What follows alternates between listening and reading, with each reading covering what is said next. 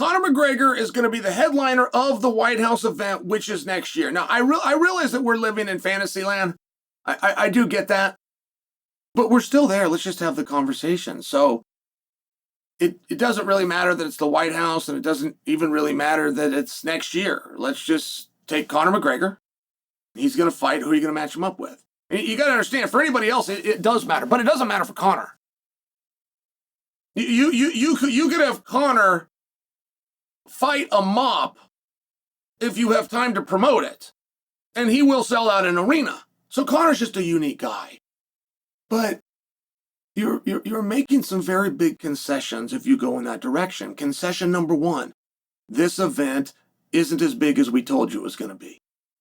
Well, how do you get to that conclusion? Conor's the biggest star. Well, because Conor's not a world champion, and he's not going to be fighting a world champion. And I really going to have a hard time telling you I'm bringing you the biggest card of all time, but it doesn't have a title fight on it. That's just going to be hard. So let's start with that. Okay. We've got around that and we don't care. As long as he cuts a few interviews and makes that walk. Okay.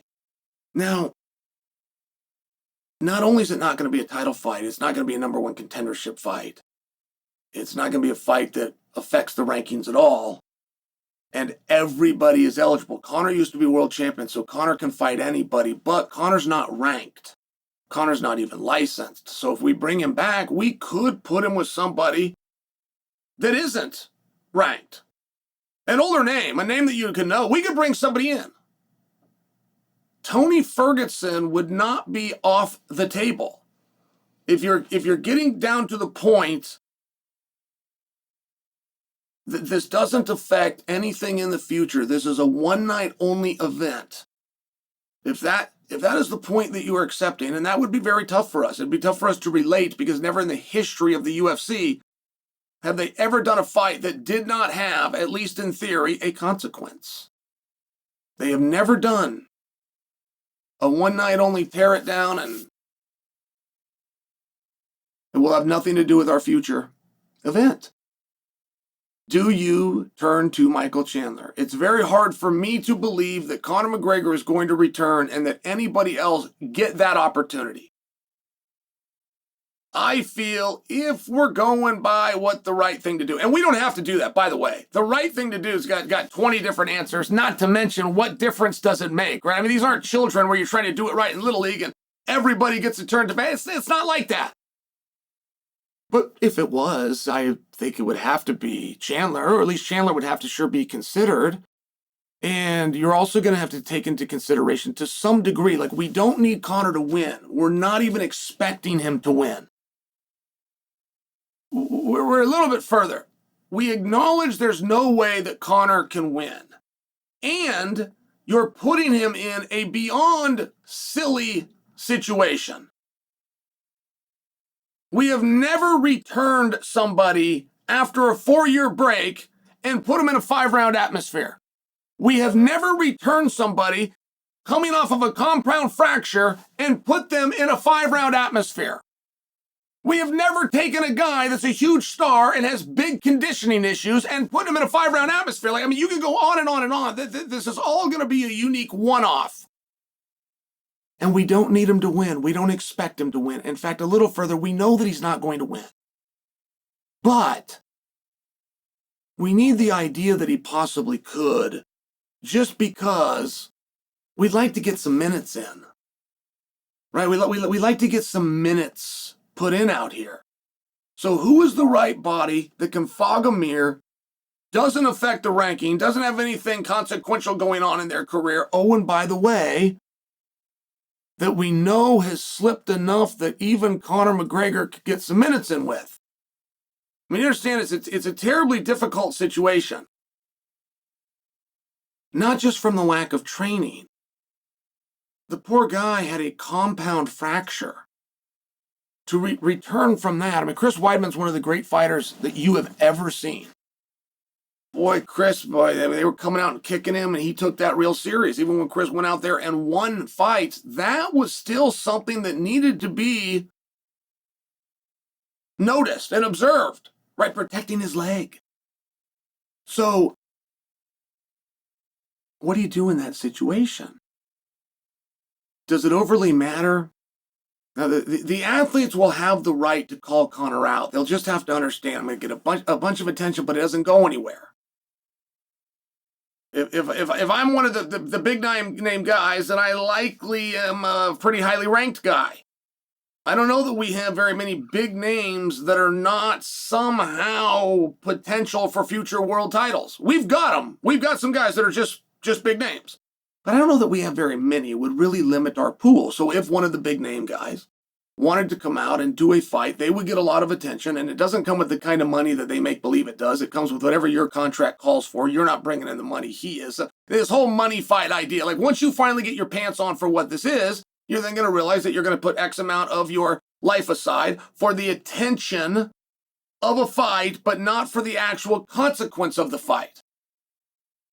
It won't be a rankings match, is all I'm trying to share for you. They are not likely to even do it at a weight class that exists. I mean, when you're living in Sillyville, you don't want to go part way. If you're going to put on a main event that absolutely doesn't have anything to do with business, you're better to not do it at 155 or at 170. You're better to do it at 168 pounds. You're better to do so, right? And all of a sudden you're in a weight class that doesn't exist. And that in many ways is better. So before we get there, who would it be? Would you bring somebody else back that's been out for 4 years? I think you all would agree to wanted to see Dustin Poirier, and we could get Dustin Poirier to come back for that. Sure we could. Dustin will have at that point been removed for a year and a half, which is an extremely long time, but not in juxtaposition with Conor's 5 years. Are we looking to just go right with Michael Chandler and pick up where we left off? Now, the Ultimate Fighter and all of those storylines are going to be long gone. You're going to have a new fan base. You're going to have to remind him of that, but at least you've got the footage to do it. I think that's the right spot, frankly. But I'm open to ideas. I'm open to people telling me things that I haven't yet considered. Do we bring in a BMF belt? It seems like a pretty hard sell. It seems like a pretty hard sell to bring in a BMF belt for a guy that skipped a competition due to a discolored pinky toe, which may or not be broken and may or not have been his.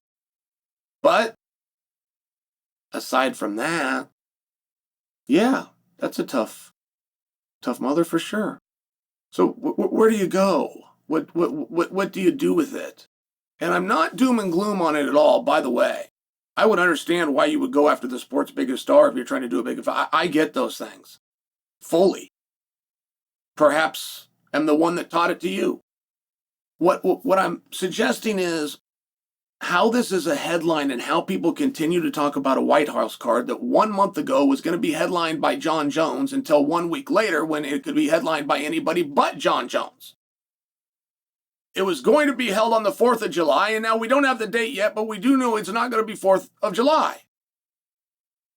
It's going to be contested in a venue that does not yet exist in a jurisdiction where our promoter is not yet licensed. And we're going to do it with a huge star that's got no opponent, no weight class, no training camp, no partners. And we know it can't be for a belt or a contendership. And it just seems like all of those things are fine and natural for any event that is almost a year away. It is premature. 1 month ago, Jon Jones was going to headline. With nothing happening in between, Jon Jones is no longer going to headline. This is the story as it was told to us. As of today, Conor is going to headline against an opponent at a weight class in a round system yet to be determined. What is my final analysis to you guys? Slow down on the White House card. Nobody has the answers to anything that's going to happen on June 28th of next year.